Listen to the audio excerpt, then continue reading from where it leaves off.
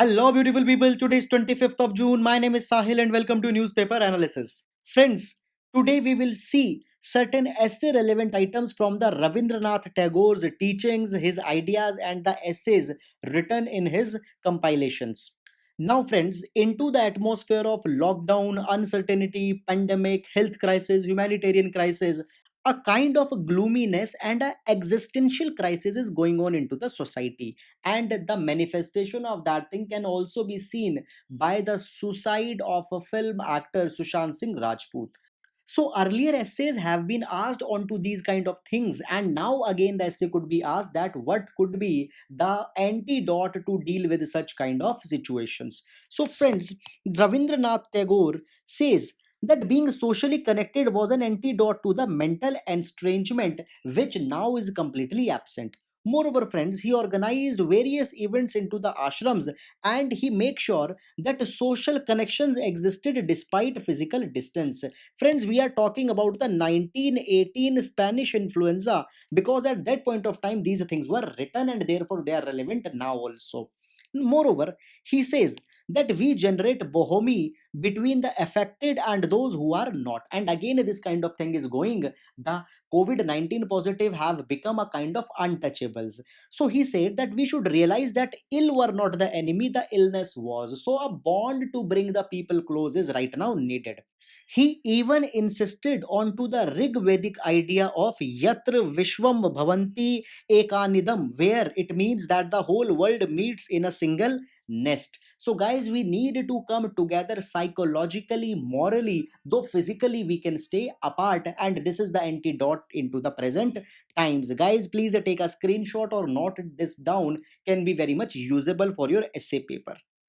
Now, friends, the main question that I gave you yesterday, it says that strengthening of entire agriculture chain is prerequisite not only for farmer welfare but also to ensure the food security. So, friends, many a times, whenever the farmer's welfare is considered, we hold a kind of a pity that something we are doing for them. But it is equally relevant for us also. Guys, there are certain hard facts that every day the arable land or the land under agriculture is shrinking due to the industrialization, due to the infrastructure projects, due to the young generations abandoning the agriculture because of the lack of sustainability. And at the same time, every day the population is increasing.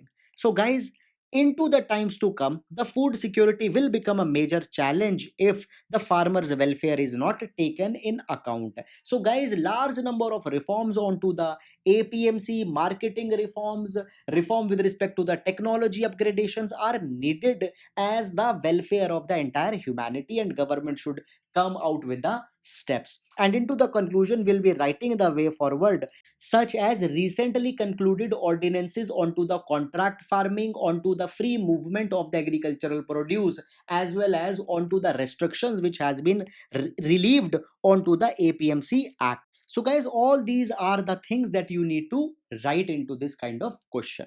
Now, friends, before taking the newspaper analysis, a couple of things. See, every day I am giving you a mains question, MCQ question, and even I try to ask you certain questions into the middle of the video. And I expect that you will respond into that particular thing because it is only for your benefit. But I am receiving a very lukewarm response with respect to the mains answers also and MCQs also. So I am actually not able to comprehend whether you are liking all these things or not, so that we can take further reforms as how we can make it more enriching and more value added to you. So guys, please help us by giving your valuable feedback, as it is the only motivation for us to work hard continuously onto these lines. Moreover, your support and feedback is the only thing which we have right now and nothing apart from that. So said that, now let's take up the newspaper analysis. Friends, let's take up the overview of the entire paper first. So here we can see that certain positive developments are coming on PLA. We'll see this thing. Then guys, RBI has announced the supervision of the cooperative bank. So we'll see the issues involved here. Then guys, with respect to the ethics, we'll see the arrest of people into the times of social distancing violation norms. After that, guys, we'll discuss certain developments onto the Central Vista plan and see how we can use it into the exam. Then moving forward into the region section, nothing important has been given. However, guys, then we'll come on to the editorial section. This editorial talks about the diplomatic crisis with Pakistan, and it deals with the Pakistan and China. Both will see how we can use into the exam. After that, guys, this particular article talks about the reforms into the GEM portal. So we'll see what are the advantages as well as the disadvantages. Then, guys, this particular editorial is talking about the failed leadership of the government, and it is very vehement critic. Such kind of questions are not asked, so we'll not be going here into the detail. After that, guys, we'll see certain issues with respect to the Fabi flu, which has announced recently. After that, the USA and the controversy with the International Criminal Court. So we will see this thing. Then, guys, the litmus test of NEPA, will see how we can use it into the exam. Then the OBC panel has been given an extension, so we'll see the issues here in this regard. After that, certain space reforms have been carried, so we will see this thing. Then, guys, the FATF grey list, what actually it is and why Pakistan is being talked here. Then, guys, the education report, good data have been given with respect to the exam. Then the showcase is not important for our exam. After that, guys, onto the world page also, nothing important news has came, and it's all about the crisis and the COVID-19. Onto the business page also, guys, nothing substantial has been given. And finally, onto the last page, the centenary of Tilak has been mentioned, so we'll see with respect to the exam. So, guys, that's all, and now let's take up the newspaper in detail. Now, friends, starting with the newspaper, so you can see that the clash which was going between the India and China onto the Galwan hot springs as well as Pangong So is now being de-escalating, and the China had accepted that the clash was unfortunate, and both the armies had decided that they will disengage at the three areas, that is the hot springs fingers area near Pangong So and the Galwan Valley. Now you can see a satellite imagery where the Chinese tents have been pitched up into the Galwan Valley. However, China had accepted that these are the prefabricated tent and no permanent structure has came either into the Galwan Valley or to the Pangong So. Moreover, both the armies had also accepted that any recent like confrontation can derail the entire talks. So both will be respecting the each other's territorial sovereignty and will further avoid the intrusion at all cost.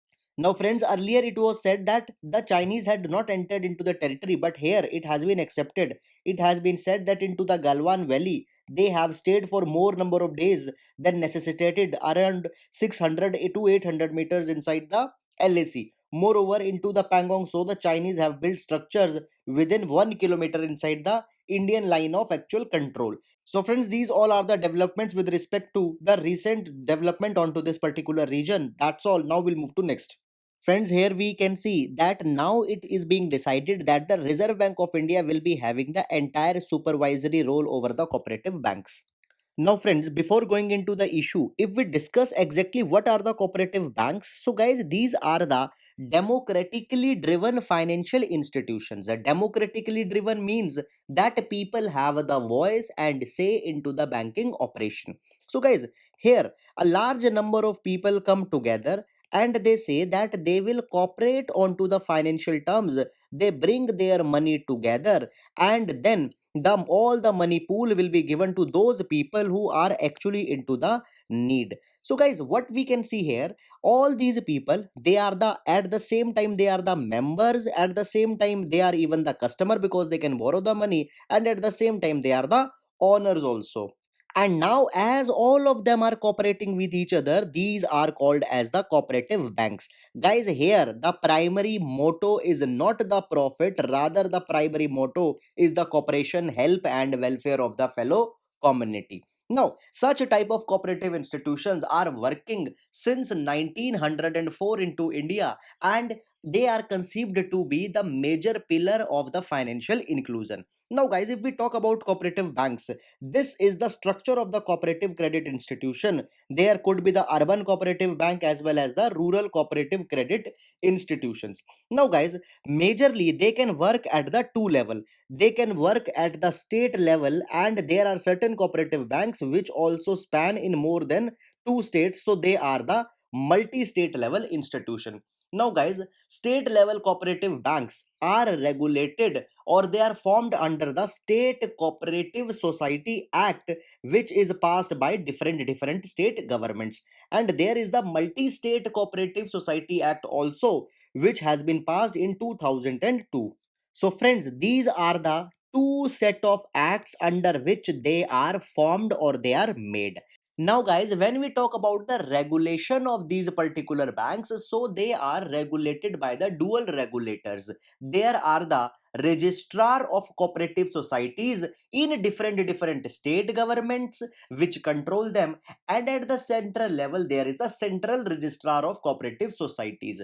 So at the one level, there are the registrars who control them, and on to the other level, mainly the banking operations are controlled by the Reserve Bank of India under two legislations, that is the Banking Regulation Act of 1949, and the other one is Banking Laws Applicability to the Cooperative Societies Act 1965. Moreover, guys, if a question comes that actually who gives them the licenses, so, friends, license giving power is with the Reserve Bank of India only under section number 23 of the Banking Regulation Act 1949. Now, friends, due to these dual regulators, there have been inefficiency into the controlling of the cooperative banks in India. And you might have heard last year that the PMC Bank in Maharashtra, which was a cooperative bank, was nearly failed, and so much of depositors are suffering there. Guys, their asset management has been very bad because of the overlapping powers of the dual regulators. So now it has been decided that only the Reserve Bank of India will now be regulating the cooperative institutions. Now, guys, if we go a little bit into the details, then we can see that there are two types of cooperative banks, that is the urban cooperative banks and the rural cooperative banks. Now, guys, the present notification which has been released belongs only to the urban cooperative bank, and into the urban cooperative bank the multi state level banks. Moving forward, friends, often the cooperative banks are into the news because of the corruption and mismanagement which is going into these institutions. So, guys, there could be certain way forward apart from this also which you can recommend. For example, there was a committee by R Gandhi which had suggested that the cooperative banks should be merged and some banks should be converted into the small finance bank so that professionalism can be brought into the institution. Moreover, these banks should be properly audited, and the separate auditing norms, checking of the loan portfolios, etc., should also be brought by the Reserve Bank of India. And thirdly, we can implement the recommendations of the Malegam committee where the reform into the board of management was recommended.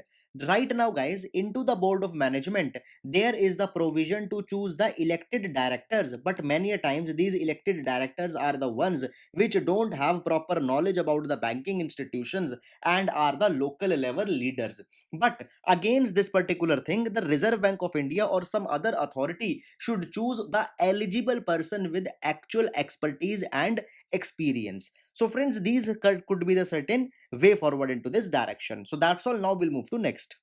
Now, here, friends, we will discuss an important implication based issue.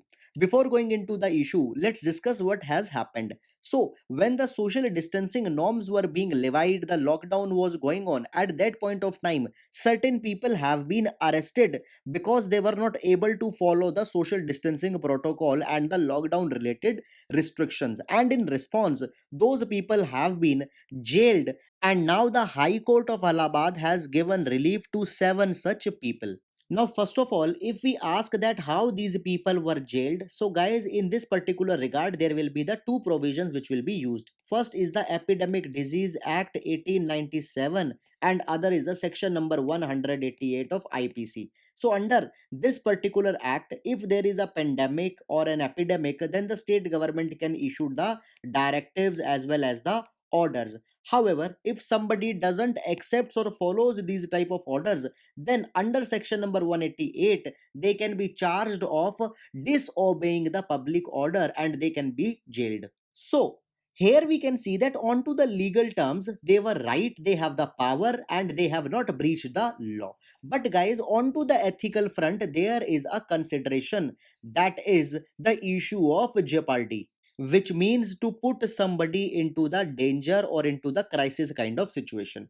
Now, friends, just a couple of days back, when we were talking about the jail reforms, we had seen that Indian jails are overcrowded and the occupancy rate is on an average 115%, and in some states it goes above 200% also. So, the even Supreme Court has said that the jails should be decongested, and now such actions by the state government involve a certain issue. Number one, they are against the Supreme Court's directive. Number two, they were arrested because they were not following the social distancing, and into the congested jail, how social distancing will be followed.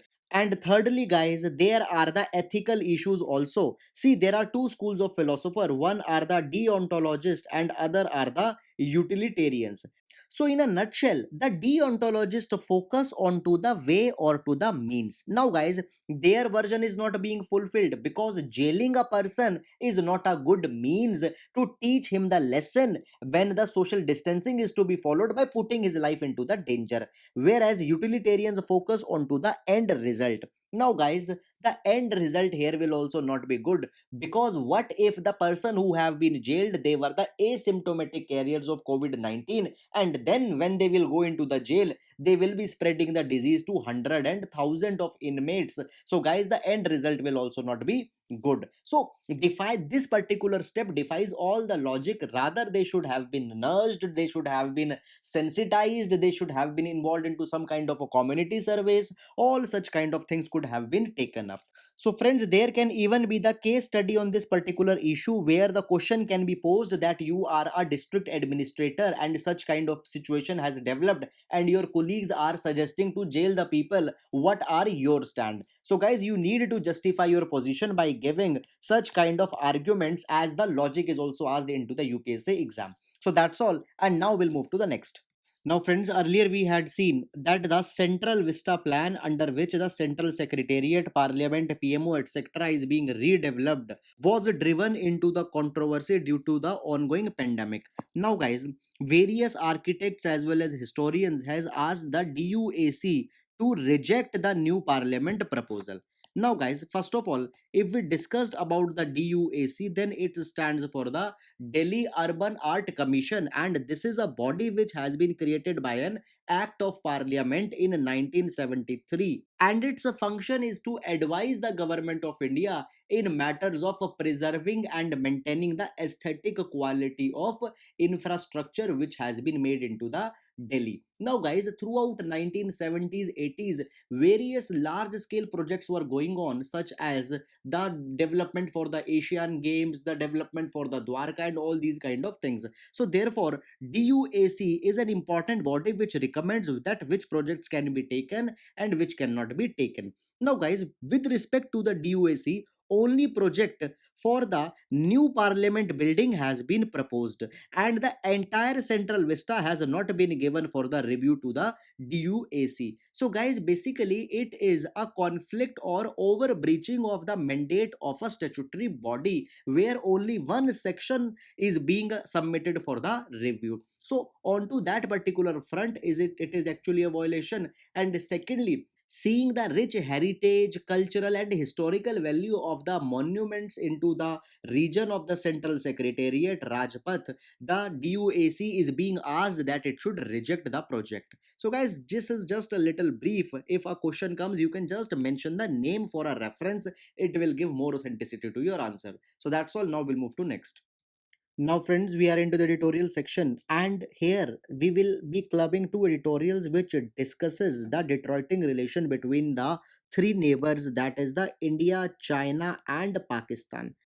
Now, friends, first of all, discussing the matters with respect to Pakistan. So, now a diplomatic confrontation has begun between the Pakistan and India, as both the countries have decided to cut off the strength of their own staff into their different high commissions into the respective countries. Now, this series of confrontation between Pakistan and India began nearly 1 month ago.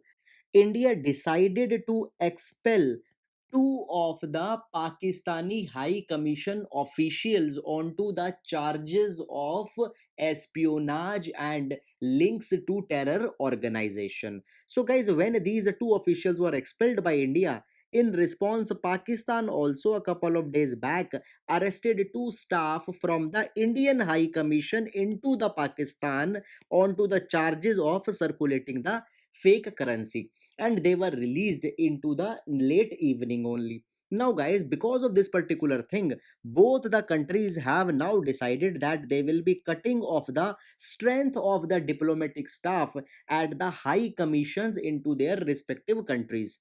And guys, such massive diplomatic standoff earlier began in 2001 when the parliament attacks were carried, and after that the things were normalized after 2004 because of two things. In 2003, ceasefire agreement was signed between both the countries, and in 2004 the Prime Minister of India visited Pakistan for the SARC summit, and the things were normalized. And again in 2020 the things have been escalated back.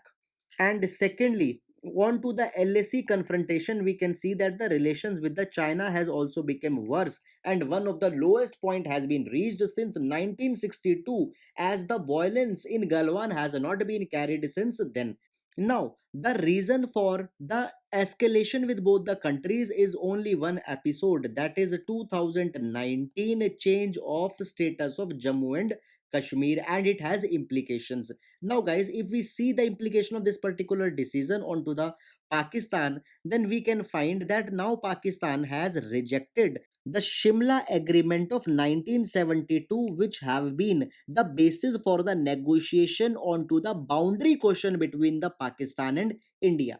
Friends, you know that the line of control stands to be a bond boundary, but it is not a permanent solution. So the talks for a permanent solution were going on, and the principles were laid into the Shimla Agreement. Now, guys, into the Shimla Agreement, there was a condition that there will not be any talk if any of the country, that is the Pakistan or India, will unilaterally change any position with respect to the Jammu and Kashmir. And now it has been said by Pakistan that India changed the status in J&K unilaterally, so the Pakistan has rejected the Shimla Agreement of 1972. Now guys, a question comes that what will be the implication of this particular thing. So simply, if Shimla Agreement will not be applicable, then the talks will fall onto the Karachi Agreement of 1949, which was signed after the India-Pakistan War of 1948. But it will involve substantial problems, because in 2003 ceasefire agreement was signed between both the countries, and that ceasefire agreement was signed onto the LOC basis, which was mentioned into the Shimla Agreement of 1972. And guys, if Shimla Agreement is not there, the ceasefire agreement will also not stand there. Moreover, all the negotiation which is being carried from 1972 to 2020, they were onto the basis of Shimla Agreement. And if it is being rejected, then the diplomatic gains of entire this period will stand to zero. So, after discussing the Pakistan factor, now we will discuss the China equation. So, guys, China had also been impacted by the 5th of August 2019 decision to reorganize the Jammu and Kashmir. Now, China has been frustrated by two things. Number one, it was said that the Aksai Chin will be taken back from the China, and number two, China has also turned concerned with respect to the Belt and Road Initiative, China's connectivity to the Central Asia, as well as the China-Pakistan Economic Corridor, because all of them depends on to the territory which has been claimed by China into the Jammu and Kashmir. And guys, any change with respect to the Jammu and Kashmir will have implication on all these factors, and therefore the now present moves on to the LAC can be seen as a manifestation of change of status quo on J&K. Though into the aftermath of August 2019, Indian government also tried to pacify China, and it was said very clearly that it is only the internal matter and it will not have any implication onto the China. But clearly now we can see that the China had not taken any assurances from India. Now guys, so separately we had discussed the implication, but there is also a combined implication. By following the actions of 2019 August, what we had done, we had brought two countries together on one more front. Now, guys, since 1990s and 2000, China had adopted a neutral position onto the J&K and was not interfering between the India and Pakistan with respect to the Jammu Kashmir. Now, the China has taken a very clear position and had sided with the Pakistan. So we had brought two countries together which were earlier being contained by the diplomatic maneuvers. So now it is being said that the country such of the size of India cannot afford such kind of tactical disadventures, and therefore India's foreign policy needs to be realigned into the wake of present crisis. So guys, that's all. Now we'll move to next. Now, guys, this article is onto the economic policy of India with respect to the local procurement norms. Now, if you remember, yesterday we had seen that onto the government e-marketplace model, a lot of procurement by the government department and ministries is overtaken. Now it has been said that any procurement which is taken onto the GEM portal, they need to show the certificate of origin. It means that the good needs to be made in India, or the majority of components should be procured from India. Now, guys, this particular thing is being held on two grounds. Number one, in order to promote the Atmanirbhar Bharat Abhiyan, and number two, in order to promote the Make in India. Because when the Indian made goods will be promoted, Indian manufacturing will get a boost. But friends, according to the editorial, this is the misthought calculation, because what government is doing, government is simply carrying the import substitution, and by disallowing the imported goods, there will no benefit be going to the Make in India, because simply we had not talked about creating the capabilities into the manufacturing sector. Simply you are discouraging the imports only, and we are reverting back to the era before 1991.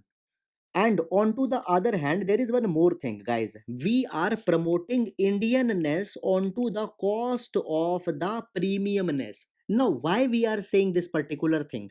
Guys, into the world stage, now the consumption is driven by the affordability as well as the quality. And if Indian goods are affordable as well as qualitative, then no such kind of restriction is needed to be levied, rather automatically their consumption will increase. But no, we are using the tariffs which are draconian and were taken when their free trade structure was not perfect. And now, guys, India is even the active member of WTO, and doing this kind of thing will also erode the competitiveness of Indian industry overseas, guys, because other countries will also come with such kind of policies then, and export capabilities of Indian manufacture will only be getting impacted in this aftermath. So therefore, this particular move could not be very good and a very wise step. Now, guys, on to the second front, we can see that with respect to the e-commerce and with respect to other things also, the Chinese goods are outrightly being boycotted. But it is also misthought, because if we talk about different sectors, there is huge dependence onto the Chinese.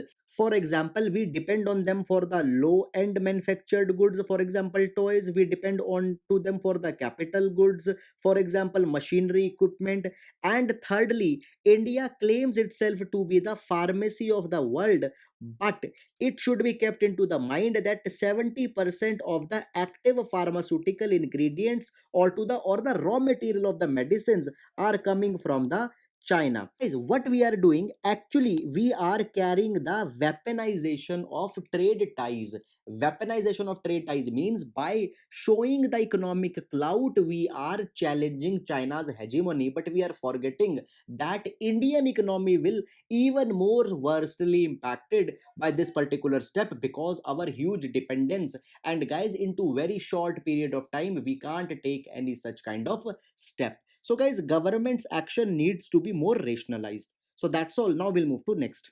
Now friends, this article is about the newly announced Favipiravir drug. So first of all, if we talk about this drug, then it was invented into the Japan as and being used into large number of countries for the treatment of the influenza. Now in India, the Glenmark is making this particular drug by the generic name Fabiflu, and the Drug Controller General of India had given the accelerated approval to this drug, which means that for the restricted emergency use, the drug can be given to the patients of COVID 19 which are having the mild to moderate symptoms. Now, in India, there are new drugs and clinical trials rule 2019, which allows that DCGI can give the approval if any drug has been given approval by some overseas regulator. And since Russia as well as China had given the approval and they are using, on that basis, we had also given. But guys, in nowhere onto the DCGI website, the scientific basis for giving the approval have been listed. Now, guys, before giving approval, the randomized clinical trials are needed to be carried. It means that we will select a group of people and will divide that group in two parts. One group will be given the medicine, and the other group will be given the placebo, which is just a kind of a mock medicine. And none of the person into the group knows that who's getting the placebo and who's getting the actual medicine. And then their condition will be noted down. Now, guys, the Glenmark says that they have conducted the randomized clinical trial, but these trials are not only sufficient, rather, their studies are needed to be published, they are needed to be peer reviewed, they are needed to be scrutinized, and all such scrutiny has been absent and no information has been given into the open portal. Moreover, friends, there is one more issue. After 2012, the rules were changed with respect to the approval by the DCGI, and it was said that a subject expert committee will be constituted on whose recommendation only the DCGI will be taking the decision. Now, guys, the constitution of this SCC, the minutes of the meeting, the decisions taken into their meet, all this thing needs to be disclosed onto the website, because even the Right to Information Act provides that the information should be disclosed. But guys, during this time onto the website, neither the results of the SCC, neither the composition of SCC or the decision taken into the meeting has been discussed. Then guys, second front, we are talking about the patients with mild to moderate symptoms, and it has been shown that anyhow, irrespective of drug also, they recover. So we actually don't know that whether they have recovered from the drug or by their own. Then on to the third front, a warning has been given for the use of drug with respect to the early pregnant mothers. Now guys, though India had issued certain exclusions, but the exclusion of early pregnancy is not that very much clear, so there could be a problem. Hence, it has been said into the editorial that all the secretive things should be avoided, and onto the transparent platform, the information should be made available. So that's all. Now we'll move to next. Now, friends, this article talks about USA's sanctions onto the ICC, that is International Criminal Court. First of all, talking about ICC. So, guys, ICC was formed in 2002 with the signing of the Rome Statute, which formally establishes the institution. And now the ICC is placed into the Hague, Netherlands. Now, guys, it investigates the matters related to the war crimes, genocide, crimes against humanity, crimes of aggression.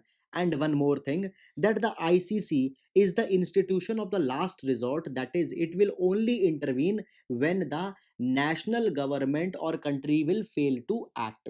Now, guys, ICC has said that it will be investigating the role of two countries, that is the USA, and on other hand onto the Israel. Now the USA's role is being investigated with respect to its action into the Afghanistan, whereas Israel will be investigated with respect to its action into Palestine. And if needed to be more specific, then with respect to the Israel's invasion of the Gaza in 2014, as well as the Israel's settlements into the West Bank region. So, friends, into the aftermath of ICC's decision to charge the USA and Israel, the USA had slammed the sanctions, and sanctions go even to the personal levels, and the ICC's chief prosecutor has been, his assets have been freezed, travels ban have been instituted on him, as well as his visa to USA has also been suspended. Now, on the face of it, it has been said by the USA's Secretary of State that the move has been taken in order to shield the Israel. But very clearly, we can see that USA is also covering up its own actions into the Afghanistan. Now, friends, from the very start, USA has been very much critic of the ICC and says that when USA had not signed the Rome Statute, why USA is being dragged into these kind of matters, and therefore had condemned it. However, on to the other hand, the Rome Statute provides for the prosecution of crimes committed into the territory of any of the 123 member states, even if the accused come from a non-member nation. And now, because Afghanistan is a member, so the ICC says that the investigation can be carried. But guys, if we see it onto the face, then Afghanistan has seen such a brutal civil war, and the crisis is prevailing, and there happens to be at least moral responsibility of the USA that it should stand to the charges that are being framed and should come clean and should preserve the democratic values. However, guys, such kind of a personalistic sanctions don't go good into this particular direction. So guys, all these are the issues which are concerned here, and now we'll move to next. Now, friends, here we can give the reference of the Kerala when the pandemic containment is to be written about. So, it has been seen by the entire country that Kerala's response has been very good. And why the response is good? Because of the Nipah virus that was spread out into the state in 2018. As here, the state built up its entire health infrastructure, which is helping right now. Moreover, guys, here one specific event has also been mentioned, that is United Nations Public Service Day, which is celebrated on 23rd of June in order to celebrate the value and virtue of public services to the community. Moreover, guys, talking more about the UN Public Service Day, it was established by the United Nations Economic and Social Council, and this particular year the health minister of Kerala was India's spokesperson. Now, guys, here we can see that the OBC panel has been given an extension. So, friends, we will see into this particular issue.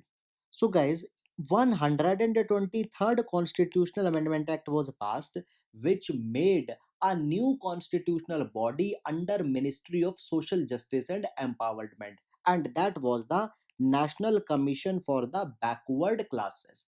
And article number 338b was added into the constitution, which makes the National Commission of Backward Classes as a constitutional body onto the lines of National Commission for Scheduled Caste and National Commission for Scheduled Tribe, which were mentioned into the article number 338 and 338a.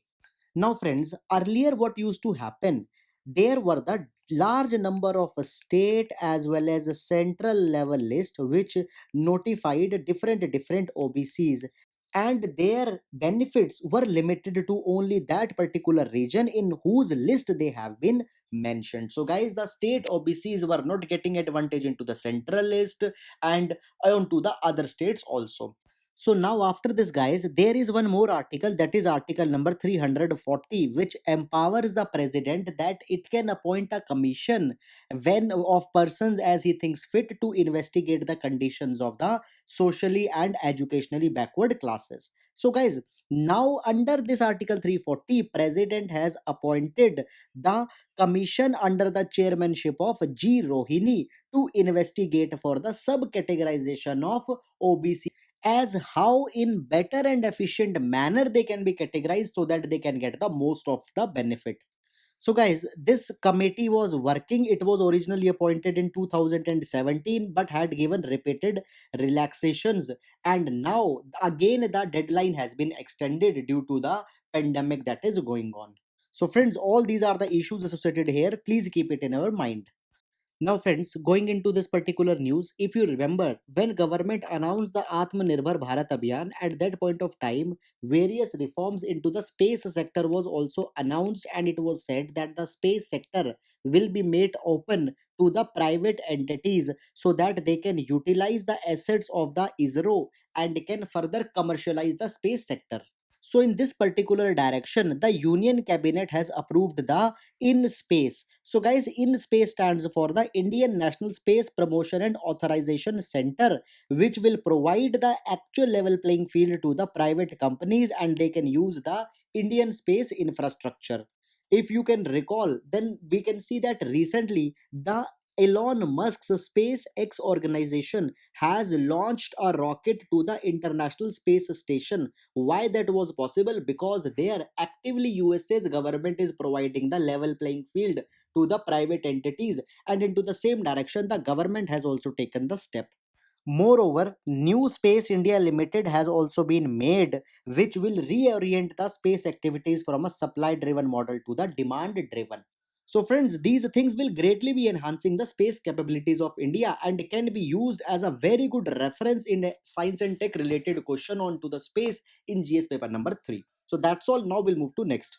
Now, friends, here FATF has been mentioned, which stands for Financial Action Task Force, and it was established in 1989 onto the initiative of the G7, that is the group of 7 countries. And Financial Action Task Force develops policy to control the activities of money laundering, terror financing, etc. Guys, the organization is headquartered into the Paris, France. Now, guys, FATF maintains a blacklist as well as a grey list. So, blacklist is for those countries which are completely uncooperative with respect to the money laundering, terror financing, and doesn't shares any kind of financial information. Whereas grey list is before the blacklist and it contains those countries which are not able to fully cooperate, which are not able to fully provide the information, but they are sharing some information. So, guys, the FATF has issued the 27-point action plan on countering terror financing and anti money laundering activities, which were to be abided by all the countries, and steps have to be taken. But guys, Pakistan had repeatedly failed to abide to the 27-point agenda and had not provided the complete information to the FATF. So therefore it has been now kept into the grey list, though guys it was also taken that whether Pakistan should be elevated into the blacklist, but for time being it has been kept here and a warning has been given to abide. Moreover, Pakistan has also been slammed with respect to the support to the terrorist organization, as it has failed to take the actions onto the LET, the Haqqani network, and all such kind of organizations. Friends, please use this reference into the GS3 internal security money laundering related questions also. So that's all. Now we'll move to next. Now, guys, here the impact of lockdown onto the education has been shown by some very good data which you can use into your answer. Now, first of all, Global Education Monitoring Report has been released, and this particular report is released by the UNESCO. Please keep in mind for the prelims also such kind of questions have been asked. Now, guys, according to this particular report, it has been said that about 40% of low and lower middle income countries have not supported the learners. And which type of learners? The excluded sections which belong to the poor, linguistic minorities, or the children with the learning disabilities. Moreover, guys, nearly 91% of students in April have left out of the school. They were not into the formal education setup. Now, friends, because the learning outcomes were going low, the countries responded via different mechanisms. Some provided education via radio, some provided via television, some provided via online mechanism. India had also utilized all of the three systems. But, guys, throughout all the countries, it has been seen that the systems have been imperfect, as only the ones who have the accessibility to the technological gears they were able to access the information. Moreover, limitation was not only with respect to the accessibility, rather the bond or the connection between the teacher and student was also not able to be established. And guys, not only the education was impacted, but various other social security support schemes such as the midday meal scheme in India, various other such schemes have also been impacted. And now, when we talk about the online education or the digital classes, guys, the focus has not been made onto the needs of the blind student, deaf students, or the student with special kind of learning problems such as autism. So guys, a huge anomaly has been seen. Now guys, moving into the present time, it has been said that the examinations will be suspended and the marks will be given on to the earlier performances. But friends, then again an issue will come that the students performance will depend on to the judgment of the teacher, which can be subjective or biased in large number of cases. Moreover guys, as the world is seeing the pandemic in 2014, when the Ebola virus came, at that point of time it was seen that the dropout rate increased substantially in Africa. So therefore it happens to be a concern. Moreover guys, the girl education was the worst impacted. So therefore the response such as enhanced recruitment of teacher, more school hours, etc., are needed. And though various countries are saying that they are working, but it has to be seen that how much successful their efforts will be in this particular direction. So guys, much important points have been given. Please use in your answers. Now we'll move to next. Now, friends, 2020 marks the death centenary of Bal Gangadhar Tilak, or the 100 years of the death anniversary. And in that particular thing, various NGOs and organizations are reviving the spirit of the Lal Bal Pal, that is Lala Lajpat Rai, Bal Gangadhar Tilak, and Bipin Chandra Pal. So, friends, it is highly advisable that for this year's prelims as well as mains, prepare well onto the Bal Gangadhar Tilak, the organizations, the activities in he took place, the home rule movement, all these kind of thing. Now, guys, if we talk about the Bal Gangadhar Tilak, he was the major proponent of the Swaraj, or the self rule, and has also given the slogan that the Swaraj is my birthright and I shall have it. Now, guys, the Tilak was a proponent into the earlier years also. For example, in 1884, he founded the Deccan Education Society and work for improving the quality of education in India. So we can call Tilak was an early educationist of India. Further, guys, as home rule movement of Tilak was an important achievement, we also need to see the home rule movement started by the Annie Besant and all the fellow associates which are associated here. Moreover, guys, Tilak's weeklies such as Kesari, which was released in Marathi, and Maratha, which was released in English, are also important literary achievements which propagated the free spirit of speech into those particular times. So, guys, here we can't limit ourselves to 3 4 facts. Rather, please give a holistic reading, because Tilak happens to be an iconic figure, and whenever such a centenary or silver jubilee or golden jubilee happens, UPSC have asked the questions. So, please focus on to these lines. So, that's all. And now we'll be moving to the question section. Now, friends, please pause the video and try to answer the question. So, question number first is with respect to the government e-marketplace. So, please identify the correct code. Now, question number two is with respect to the Malabar Rebellion. So, please identify the right option. Now, question number three is with respect to the International Comparison Program, and you need to tell it is initiative of which organization. Now, question number four is with respect to the 17th Lok Sabha. Please identify the right code. Now, friends, the main question.